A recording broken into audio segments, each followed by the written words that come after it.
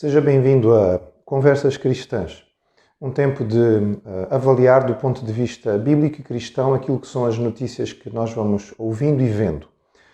Foi capa do jornal a informação colocada em destaque que nos últimos 3 meses foram vendidos mais de 5 milhões de embalagens de ansiolíticos e antidepressivos em Portugal. Portugal é o 5º país da OCDE com a maior venda deste tipo de medicamentos, sendo que é o dobro de outros países, como por exemplo a Itália, que tem uma população muito maior do que a nossa. Comparando com o mesmo período do ano passado, foram vendidos cerca de 400 mil embalagens, agora 5 milhões. É um crescimento astronómico e impressionante. Significa que nós estamos, por causa da pandemia, a ver uma incidência significativa de problemas do foro psicológico.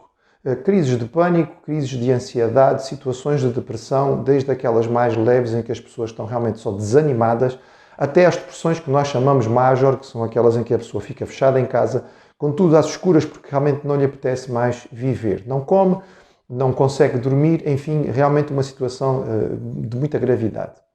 Quando nós conversamos com as pessoas em situação de depressão, e isto vai se tornando cada vez mais comum, e talvez você que está a acompanhar já teve ou luta com este tipo de dificuldade, sabe do que estamos a falar. A depressão tem a ver essencialmente com algumas características. Uma delas muito clara é a falta de propósito. As pessoas reparam que a sua vida não tem muito sentido, percebem que não há muita razão. Ouvimos isto, as pessoas declarando: o que é que eu estou aqui a fazer, que diferença que eu faço nesta vida, se calhar se eu for-me embora ninguém vai dar falta. Também há claramente uma insatisfação com a qualidade de vida que se está a viver. Neste caso, a depressão está ligada a alguma esperança, a alguma expectativa, mas é vaga. Talvez se eu conseguir isto, ou se conseguir aquilo, ou um pouco mais de dinheiro, ou esta posição, as coisas pudessem ser um pouco melhores. Há também, normalmente, uma grande dificuldade no que diz respeito aos relacionamentos. As pessoas vivem relações que são extremamente difíceis e estas relações criam extrema dificuldade. Bem, para nós que somos cristãos, a interpretação daquilo que se passa nesta situação não é muito difícil. Nós queremos que os seres humanos são seres criados à imagem de Deus e foram feitos então para viver dentro desta realidade. Foram feitos pelo Criador para viver uma relação com o Criador e sem esta relação perdem aquilo que são as suas noções claras.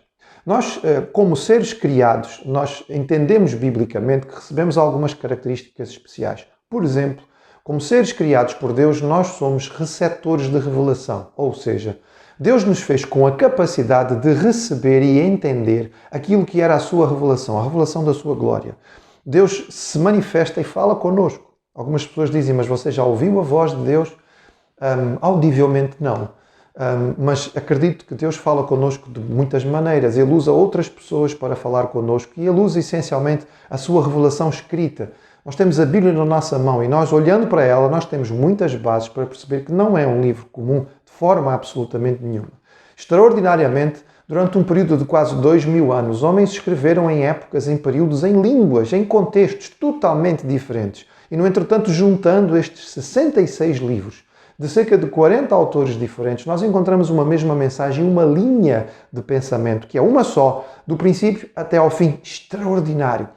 Talvez não tanto, se nós pensarmos que há um autor verdadeiro por trás de tudo isto, que inspirou aqueles que escreveram a colocar aquilo que ele desejava. E ali temos a revelação. Este Criador que nos fez com a capacidade de entender a sua revelação, também nos fez com a capacidade de interpretar aquilo que está a acontecer à nossa volta e aquilo que nós recebemos. Esta interpretação é fundamental porque ela define a nossa compreensão de quem nós somos, quem são os outros. Ajuda-nos a moldar aquilo que são as nossas emoções, os nossos sentimentos, o nosso raciocínio. Ajuda-nos a moldar aquilo que é a nossa força de vontade, o nosso desejo ou não de fazer as coisas, a nossa identidade pessoal e as soluções. E é por isso que, tendo esta capacidade de interpretação e sendo diferente de pessoa para pessoa, umas pessoas, diante da mesma situação, reagem de uma forma e outras de outra. Umas interpretam as coisas como sendo algo que, enfim, não há qualquer hipótese de solução. Outros interpretam de forma completamente diferente e dizem: não, vamos andar para a frente. Recentemente, ouvi alguém dizer que é uma questão tão diferente quando se você está no volante de um carro, passar a vida olhando pelo retrovisor ou para o para-brisa. Quem passa a vida olhando para o retrovisor corre o risco de bater, porque está sempre olhando para trás, para aquilo que já aconteceu. Quem olha para o para-brisa está olhando para a frente, para aquilo que vem a seguir. Você é dos que olham para trás ou dos que olham para a frente? A nossa capacidade de interpretação foi-nos dada pelo Criador e nós podemos e devemos entender isto. Somos seres que fomos criados para viver dentro de uma realidade. Nós não estamos sozinhos no mundo, nenhum homem é uma ilha. Nós influenciamos e somos influenciados. Algumas pessoas influenciam mais do que são influenciados, mas mesmo aqueles que são os grandes influenciadores e marcadores de opinião, fazedores de opinião, são influenciados por alguém.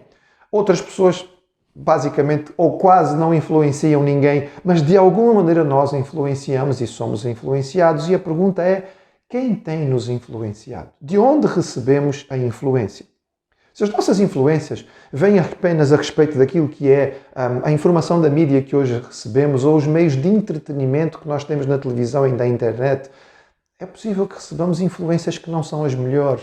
Infelizmente as pessoas acabam por tomar uma dieta daquilo que recebem que é extremamente negativa. Assim como nós não podemos comer só fast food, nós não podemos alimentar a nossa mente, o nosso coração, as nossas emoções, sentimentos e vontade só com lixo. Porque se o fizermos naturalmente não vamos conseguir caminhar para direção nenhuma. Infelizmente, notamos que, por exemplo, pessoas que estão deprimidas gostam de assistir programas ou ver coisas que são, por sua vez, depressíveis. Coisas que são ruins, coisas que são malignas, coisas que são tristes, coisas que são feias, em vez de procurar aquilo que podia alimentar o seu coração de forma diferente. De que modo temos sido influenciados? Quem é que nos influencia e para que direção? Estas perguntas são muito importantes porque, afinal, trata-se da nossa vida. Nós vamos permitir que as pessoas nos coloquem no caminho que elas querem. Se nós não tomarmos a direção das nossas vidas, se nós não pegarmos nestas rédeas e decidirmos por nós aquilo que queremos ser e para onde queremos caminhar, alguém vai fazer isto por nós. E esta pessoa pode não ter os melhores interesses para nós. Se nós nos deixarmos guiar simplesmente por aquilo que alcança a grande maioria da mídia atual e dos meios de comunicação e de entretenimento que existem, é possível que estejamos a seguir agendas que são profundamente contrárias àquilo que, se nós parássemos para pensar, entenderíamos que são os nossos interesses. Nós todos fomos feitos para encontrar e viver a verdade. Esta verdade está fora de nós, ela vai nos alcançar, ela não está dentro. Aquilo que nós olhamos e procuramos dentro de nós é muito pequenino. A verdade que nós queremos encontrar é muito maior, ela está fora. Os cristãos são seguidores de Jesus, aquele que disse, eu sou o caminho, a verdade e a vida. Nele nós encontramos a expressão máxima de quem Deus é. Nele nós vemos Deus feito homem. Se queremos saber quem Deus é, como Deus fala, como Deus reage, como Deus se comporta, olhamos para Jesus e nele nós encontramos isto. Neles encontramos alguém cuja a forma de estar e de viver é extraordinária e única. Ninguém viveu como Jesus viveu, ninguém falou como Jesus falou, ninguém fez o que Jesus fez, ninguém morreu como Jesus viveu, ninguém ressuscitou como ele ressuscitou. E por isso nós somos cristãos, porque nós entendemos que nele nós encontramos a razão para as nossas vidas. A depressão tem a ver com a falta de perda de sentido e de direção.